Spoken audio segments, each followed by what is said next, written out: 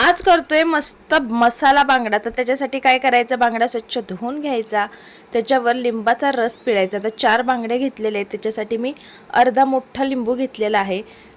लिंबाचा रस पिळल्यानंतर हळद टाकायची आहे, आवडीनुसार लाल तिखट टाका, तर थोडंसं जास्तच लाल तिखट टाकायचं, चवीला भन्नाट होतो मासा। त्यानंतर चवीनुसार मीठ टाका आणि मस्त माशाला हे सगळे मसाले व्यवस्थित लावून घ्या। तर ह्याच्यात एक्स्ट्रा मसाले घालायची काहीच गरज नाही आहे, फक्त लाल तिखटमध्ये मासा जबरदस्त होतो। आता बघा, मसाला लावल्यानंतर अर्धा तास बाजूला ठेवून द्या। त्यानंतर पॅनमध्ये तेल टाका आणि हे मासे एक एक करून व्यवस्थित सोडा। त्यानंतर स्लो टू मीडियम फ्लेमवर हे मासे मस्त कडक कुरकुरीत होईपर्यंत फ्राय करून घ्या।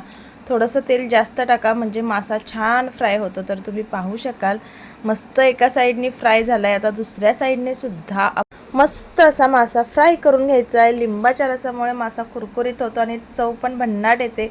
तर चला, व्हिडिओ आवडला असेल तर लाईक करा, शेअर करा, चॅनलला सबस्क्राईब करा। थँक्यू।